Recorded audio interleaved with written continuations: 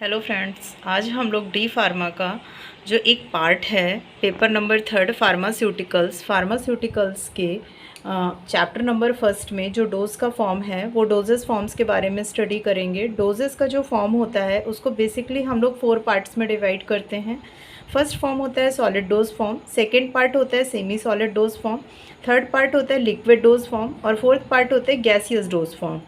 Solid dose form, देखिए solid liquid and gaseous का means तो आप समझ गए होंगे कि सॉलिड का मतलब होता है वो पार्ट जिसमें चीज़ें हम सॉलिड फॉर्म में खाते हैं। जैसे ये हमें टैबलेट्स दिखाई दे रही हैं, ये हमें कैप्सूल्स दिखाई दे रहे हैं, ये सारे सॉलिड के फॉर्म में है।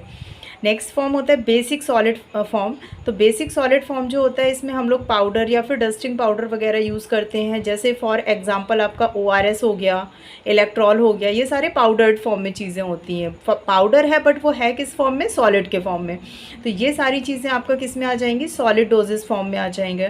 नेक्स्ट पार्ट होता है semi solid doses form. Semi solid doses form जो होते हैं इसमें आपके जेल आ जाएंगे, पेस्ट आ जाएंगे, ऑइंटमेंट आ जाएंगे, क्रीम आ जाएंगे, लोशन आ जाएंगे और सुपोसिटरी आ जाएंगे। ठीक है, ये सारी चीज़ें जो आपको दिख रहा है, ये जैसे जेल ऑइंटमेंट दिख रहा है आपको, ये ऑइंटमेंट किस में आ जाएगा? आपका इसमें आ जाएगा। क्रीम्स जितनी होती हैं वो इसमें आ जाएंगी। लोशंस जो भी आपको दिखाई दे रहे हैं जेल में चीज़ें होती हैं वो सारी आपकी सेमी सॉलिड फॉर्म में आ जाती हैं। यानी वो कम्प्लीटली सॉलिड फॉर्म में भी नहीं होते और कंप्लीट लिक्विड फॉर्म में भी नहीं होते, यानी सेमी सॉलिड। सेमी सॉलिड का मतलब है सॉलिड का कुछ पार्ट, हाफ सॉलिड पार्ट। ठीक है, नेक्स्ट पार्ट हो गया आपका liquid dosage form. Liquid dosage form जो है इनको 2 पार्ट्स में डिवाइड किया जाता है। एक होता है मोनोफेसिक और दूसरा होता है बाईफेसिक। मोनोफेसिक में आपके सिरप एंड सॉल्यूशंस आ जाएंगे। जैसे ये सिरप आपको दिख रहा है तो ये सिरप आपका किस में आ जाएगा?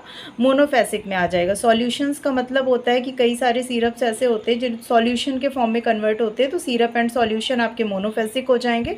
इमल्शन एंड सस्पेंशन आपके बाईफेसिक हो जाएंगे।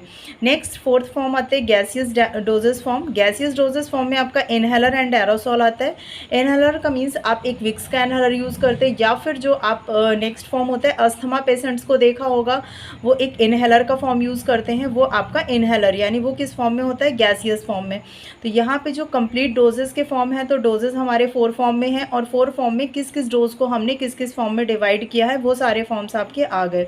इसमें जो सबसे ज़्यादा एग्जाम्स में पूछा जाता है वो एक फॉर्म है आपका टैबलेट का फॉर्म, नेक्स्ट फॉर्म है कैप्सूल्स का फॉर्म, नेक्स्ट है सब्सिडरी फॉर्म, नेक्स्ट फॉर्म है इमल्शन, सस्पेंशन एंड एरोसॉल।